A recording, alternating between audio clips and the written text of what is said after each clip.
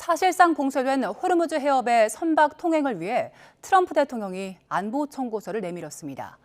우리나라를 비롯한 5개의 나라를 거론하면서 군함을 파견해 호위해달란 건데요.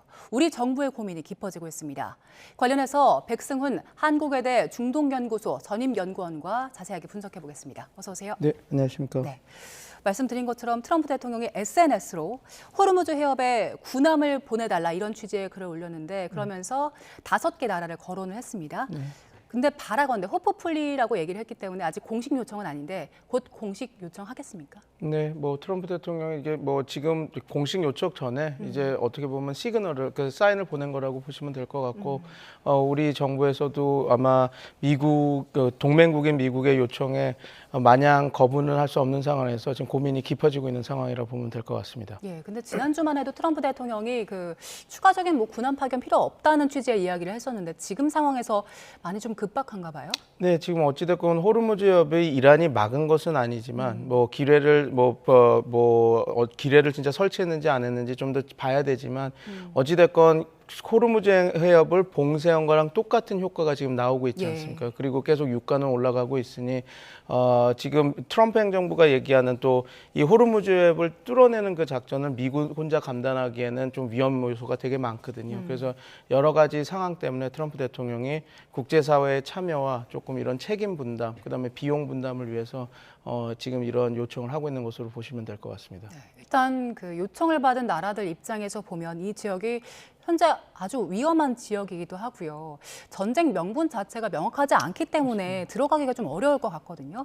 일단 우리나라 입장에서는 그 트럼프 일기 때 파견을 한 적이 있긴 했는데 그때와는 상황이 많이 다르죠? 2020년 청해부대를 파견을 해서 후송을 하는 역할을 했는데요. 그때는 전쟁이라고 하는 것이 상당히 어떻게 보면 제한되었었고 그다음에 그때는 그 관리가 되고 있었던 시점이었습니다. 근데 지금은 전쟁이 지금 미국 입장에서는 이란의 영린이라고 할 수 있는 하르그 섬을 공격할 수도 있다. 그리고 하르그 섬에 대한 그 상륙 작전을 할 수 있는 30일 해병 원정대대를 지금 급파한 상황이거든요. 그래서 지금 상황은 언제든지 더 그 긴장의 고조가 극대로 치달을 수 있는 상황이기 때문에 그때 말씀하신 2020년 청해부대 그 파병보다는 지금 상황이 좀 안 좋은 상황이다. 그렇게 보시면 또 위협스러운 상황이다라고 보시면 될 것 같습니다. 예, 일단 파견을 만약에 하는 결정을 내린다면 어느 정도의 파병, 어느 정도의 병력을 예상해 볼 수 있겠습니까? 2003년도에 우리가 그 이라크 전쟁, 그러니까 테러와의 전쟁하고 나서 그때 당시 노무현 대통령이었죠. 그러니까 그 당선 전에는 절대 그런 파병 없다라고 말씀하시다가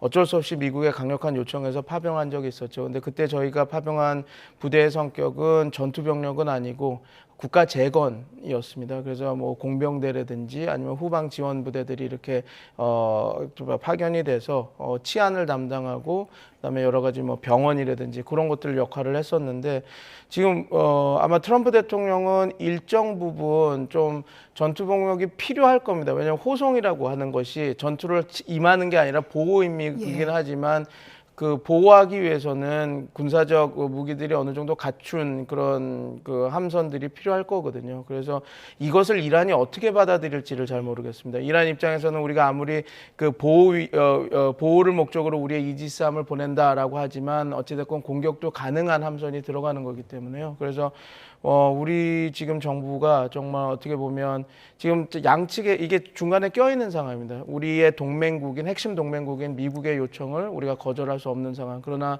이란이라고 하는 나라가 규모도 그렇고 그 영내에서 차지하는 위상도 그렇고 지금은 경제 제재를 받고 있지만 그 경제 제재가 조금 나아지면 우리의 그러니까 어떻게 보면 중추적인 중동내 파트너가 될 국가거든요. 그러니까 우리나라 입장에서는 정말 모르겠습니다. 과거에 우리가 외교하면 서희의 단판 외교 이런 얘기를 많이 하는데 좀 그런 지혜를 좀 짜내야 되는 지금 아주 중요한 상황이다. 지금 그렇다 이렇게 보시면 될 것 같습니다. 예, 또 미국과의 관계를 고려했을 때 또 파견을 안 하고 모른 척하기도 어려운 상황인데 만약에 파견을 하지 않을 경우에 그 경우에 대한 대책도 좀 세워놔야 될 것 같은데 미국에는 또 어떤 명분으로 이야기할 수 있겠습니까?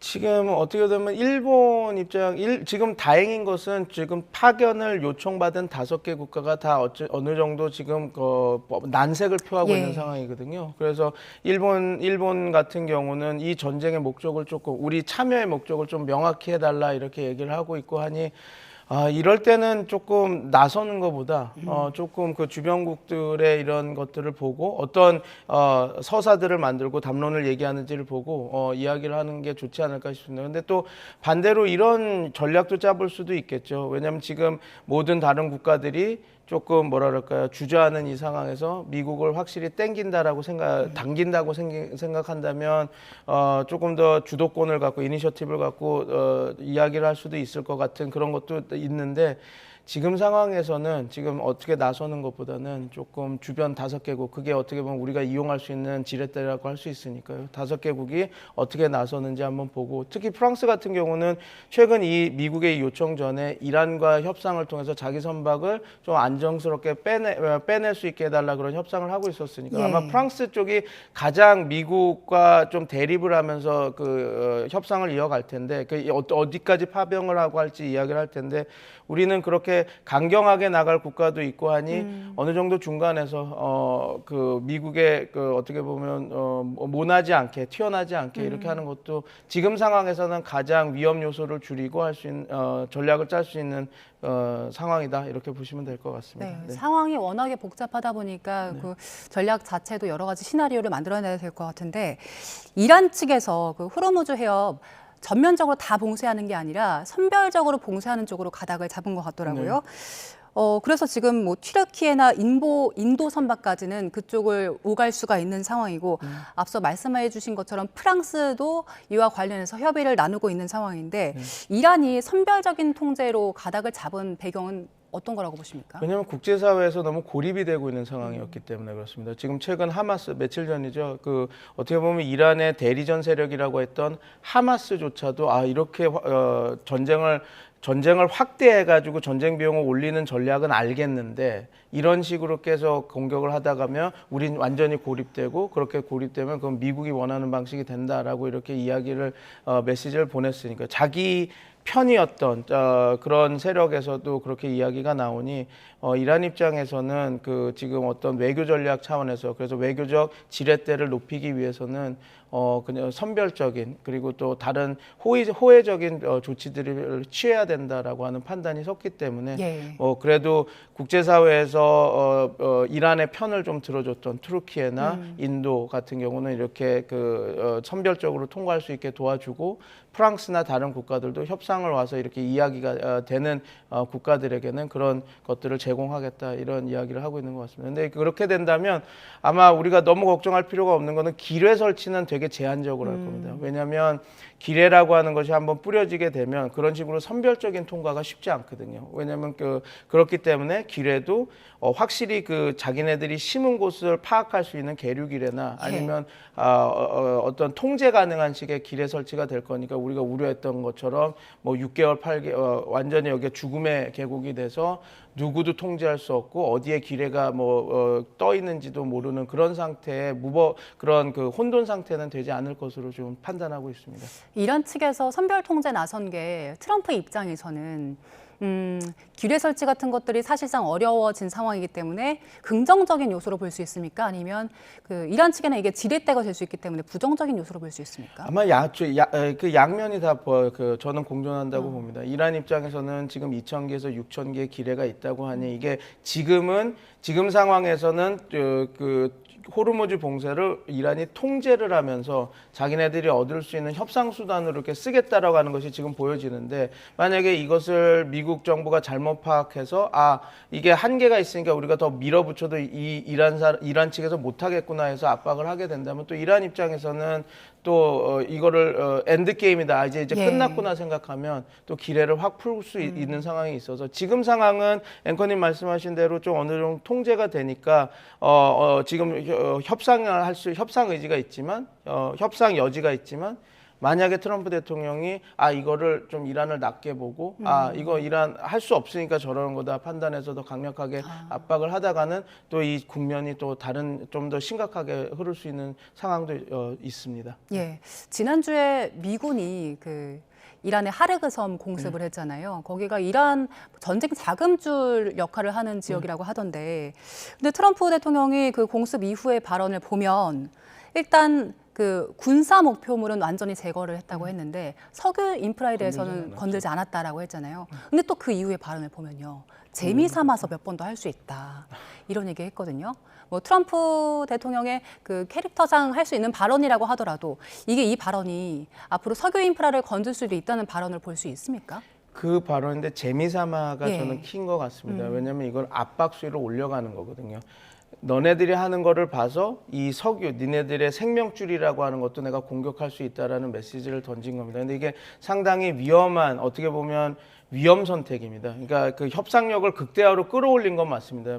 앵커님이 말씀해 주신 것처럼 그 하르그 섬은 이란 석유 수출의 85%에서 90%를 담당하는 유류 터미널이라고 보시면 될 것 같거든요. 그래서 저기는 특이한 지역인 게 이란이 섬이 몇 개 있는데 담수가 있어서 예. 거기서 오래 거주할 수 있고 군사작전도 할 수 있고, 그래서 저기가 그 석유 유류 터미널이기도 하지만 그 지금 미국이 때렸던 것은 해군력을 약화시키기 위한 목적도 있습니다. 왜냐하면 저기가 전략적 요충지이기 때문에 이라크, 쿠웨이트에 나오는 석유 유조선들이 나오는 입구에 있습니다. 그리고 그 카타르가 LNG를 생산하는데 그 천연가스 단일 광구 중에선 가장 큰 사우스파스 유전, 그러니까 남부 파스 LNG 유전이 거기서 가깝습니다. 그러니까 이란 입장에서는 기뢰 설치가 지금 유일한 어떻게 보면 효과적인 공격인데 그 기뢰 설치를 순식간에 빠르게 할 수가 있죠. 그래서 저기에 그 또 하르그 섬을 보호하기 위해서 기뢰 저장고들이 많습니다. 왜냐하면 상륙 작전을 하거나 그럴 때 기뢰를 빨리 풀어야 되니까. 예. 그래서 이번 공격은 뭐 유류시설 공격에 대한 위협도 있지만 어찌됐건 그 이란이 갖고 있는 그 기뢰 능력을 상당히 저하는 목적으로 공격을 했다고 봅니다. 그런데 이제 이 시그널은 이제 이란 입장에서는 좀 되게 심각하게 받아들였을 겁니다. 왜냐하면 하르그 섬에 대한 공격은 미국의 이전 행정부들도 카드에는 올려놓긴 했지만 한 번도 사용한 적이 없었거든요. 그러면 결국은 트럼프 대통령은 뭐 실례로 1979년도에 카터 대통령 때도 그 혁명 이후에 이란의 주미 대사관이 이제 그러니까 종명이 되고 인질이 잡혀 있을 때 여기가 생명줄이니 한번 여기에 대한 압박도 해볼까 하고 얘기가 나왔었는데 이거 위험하다고 안 한 적이 있거든요. 그래서 지금 그 하르그 섬에 대한 이런 그 공세를 올리는 것도 공격을 하겠다라는 거는 어떻게 보면 되게 위험한 겁니다. 근데 한 가지 이게 또 이렇게 볼 수 있을 것 같습니다. 좀 긍정적인 측면을 찾아보자면 하르그 섬을 공격하고 이걸 위협했다라는 것은 미국이 협상력을 그 극대치로 올리는 거거든요. 왜냐하면 이란 입장에서는 이건 영린이긴 하지만 영린이라고 하는 것은 그만큼 자기네들한테는 지켜야 되는 자산이니까 이걸 협상 카드로 쓰는 거죠. 하르그 섬에 대한 공격을 하지 않겠다. 그리고 점령하지 않겠다. 근데 너네들이 협상에 임하지 않으면 이것도 될 수 있다. 재미삼아 더 때릴 수 있다. 그리고 지금 모두에 말씀드린 것처럼 30일 해병 원정대대가 가 있는데 거기는 그 수송, 그다음에 그 보급, 그리고 지휘 통제부 다 어떻게 보면 소규모 그 주둔군 역할을 할 수 있는, 그리고 종합 작전을 할 수 있는 부대거든요. 근데 여기가 다행히 그냥 단순히 상륙 작전을만 하는 것이 아니라 후송, 그다음에 보호 이런 작전도 하는 부대이기 때문에 조금 그 어떤 목적으로 보내는지는 봐야 되겠지만 2,500에서 3,000명의 해병대 그 상륙 작전을 할 수 있는 부대들도 있습니다. 그러니까 지금 걱정되는 부분은 트럼프 대통령이 진짜 이것을 하려고 보내는지 아니면 이란 측에게 이거 우리가 이 하르그 섬을 점령할 수도 있다라고 하는 시그널을 보내는 건지는 이게 아마 둘 다 할 겁니다. 근데 뭐 좋은 쪽으로 호혜적으로 해석해 보자면 그냥 트럼프 대통령의 마지막 순간, 그러니까 이란의 협상을 위해서 너네들의 생명줄도 건들 수 있다. 우리가 이거를 탈환해서 상륙 부대를 보낼 수 있다. 어떻게 보면 이게 지상군 파견이 될 수 있거든요. 제한적이지만 그런 걸 시그널을 해서 어떤 협상 타결을 위한 그 극단으로 가고 있다라고 보면 좋을 것 같은데 제가 걱정되는 건 이게 실제로 해서 수복이나 공격이 이어지면 이게 또 전쟁이 좀 다른 국면으로 갈 수 있는 부분도 있어서 아마 이번 주가 아마 그 이란과 미국의 전쟁에서 핵심 분기점이 될 거다라고 저는 지금 보고 있습니다. 예, 하루가 섬이 굉장히 많은 의미를 갖고 있는 곳이었는데, 네. 자 그리고 미국이 이라크에 있는 자국민들 대해서 미국인들 대해서 철수령, 전면 철수해라 명령을 내렸거든요. 네네. 그 바그다드에 있는 대사관 건물이 헤즈볼라 공격을 받았고 또 반대로 그 걸프국에 있는 국가들도 이란 대해서 공격을 했더라고요. 일단 그 국가들은 부인을 하고 있습니다만 이란 측에서는 공격했다라고 주장을 하고 있거든요. 네. 결국에 이거 지금 중동 전쟁이 조금 더 다른 주변으로 확산을 하고 있는 겁니까? 그런 조짐이 지금 보이고 있죠. 이란 입장에서도 그 사우디아라비아나 아니면 UAE, 그러니까 전쟁 비용을 높이기 위해서 처음에는 상징적인 곳을 공격했습니다. 미군 부대, 예. 그러니까 주둔군을 공격했다가 지금 유류 시설이나 아니면 정유 시설까지 공격을 했거든요. 그래서 그런 위협 때문에 그 생산을 줄이고 이런 것도 벌어지고 있는데.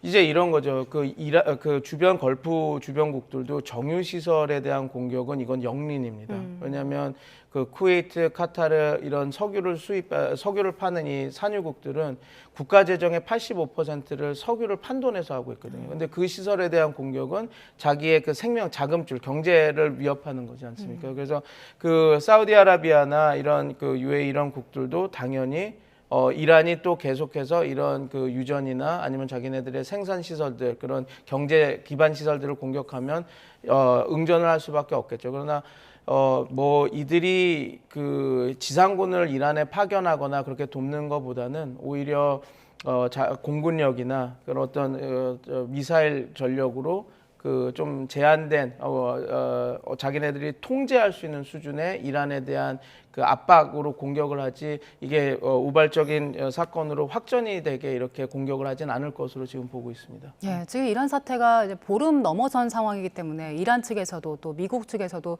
출구 전략 빨리 찾고 싶은 상황일 텐데, 근데 그 외신 보도 보니까 백악관 안에서도 출구 전략을 놓고 좀 혼선이 있다라는 보도가 나오더라고요. 미국 입장에서 언제 또 어떻게 미국이 승리했다 이렇게 선언하는 게 최선의 방식일까요? 지금 말씀해 주신 대로 벤스 부통령은 하르그 섬 공격에 대해서 적극 반대를 했다고 얘기를 하고 있고 지금 혼선이 벌어지죠. 왜냐하면 하르그 섬을 공격하고 하는 것은 전선이 또 전쟁이 길어질 수 있는 측면도 있거든요. 근데 아마 트럼프 대통령도 지금 난해할 겁니다. 그러니까 출구 전략을 선언을 해야 되는데 지금 이란은 굴복할 기미는 보이지 않고 그러면 이제 본인이 가장 그래도 그럴싸한 출구 전략은 이거죠. 이미 여러 채 밝혔던 자기 셀프 승리 선언 그리고 출구입니다. 근데 셀프 선언을 하기 위해서는 어떤 성과물이 필요하거든요. 다행히 카메네이를 축출하긴 했지만, 그러니까 물론 이제 반감이 됐습니다. 아들 모스타바가 선출이 되면서 카메네이 축출은 좀 반감이 된 건 있지만 지금 본인들이 주장한 그 이란의 그 위협 전력, 드론이나 탄도 미사일 그리고 해군 전력은 거의 형해화가 된 상태거든요. 그럼 어떻게 보면 전쟁을 시작했을 때 목표는 상당히 저해가 된 겁니다. 근데 이제 여기서 그냥 나오기에는 좀 그러니 아마 이렇게 생각합니다. 지금 현재 이란이 가지고 있는 위협 전력은 거의 다 형해화가 됐는데 아마 기반 시설을 조금 더 때릴 겁니다. 그래서 주장하거는 이란이 갖고 있는 현재 위협도 와해가 됐지만 미래의 위협도 다 우리가 형해화시켰다. 이제 더 이상 드론이나 탄도미사일 생산 못할 거다. 뭐 이런 정도의 수준으로 공격하고 우리는 승리했다. 그러니까 이란은 이제 더 이상 우리의 위협이 되지 않는다라고 하지만 또 이란이 또 우리를 공격하려고 하는 위험 요소가 되면 내가 다시 돌아오겠다. 그런 식의 선언을 하고 출구 전략을 하는 게 가장 빠르고 미국이 현재 상황에서 할 수 있는 그리고 여태까지 이렇게 빌드업을 해왔기 때문에 그런 식으로 이렇게 출구 전략을 짜고 나가지 않을까 그렇게 생각합니다. 예, 이번 주가 이란 사태의 분기점이 될 수도 있는 시기이기 때문에 출구 전략에 대해서도 면밀히 살펴봐야겠습니다. 자, 지금까지 백승훈 한국외대 중동연구소 전임연구원과 함께 분석해봤습니다. 고맙습니다. 감사합니다.